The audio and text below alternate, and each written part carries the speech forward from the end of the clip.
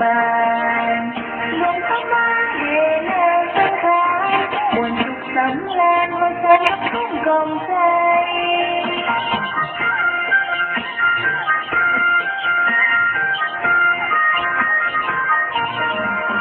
ผู้สีผู้เท้าผู้นาน้ำของโมหานน้ำคานสดใสปูเยอะเยอะเยอะอวยพรใจให้อยู่สุขสบายผู้เมืองศรีวิไลที่ไม่เล่าตำนานนี้มา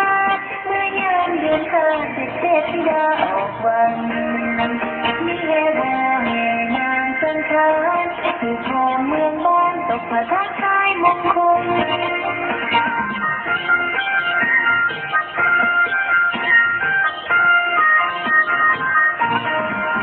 เดือนห้าดอกจำปาบานฉลองสงกรานต์ประเพณีปีใหม่ลาอดสองเมื่ออวยพรใจโชคดีปีใหม่อย่าลืมในหลวงพระบาง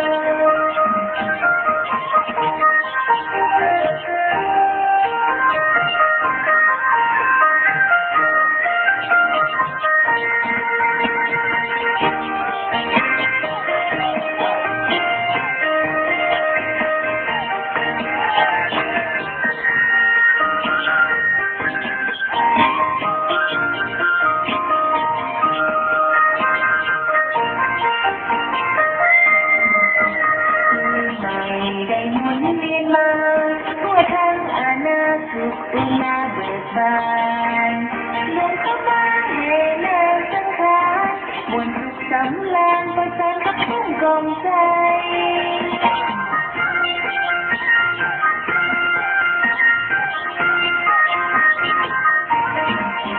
ผู้สีผู้เท้าผู้นาน้ำของโมหานน้ำคานสดใสอย่าเยอะอวยพรใจให้อยู่สุขสบายผู้เมืองศรีวิไลที่ไม่เล่าตำนานนี้มาเมื่อยามเดือนห้าเทพธิดาออกวันมีแห่แห่นางสังขารที่ทองเมืองบ้านตกพระทักทายมงคล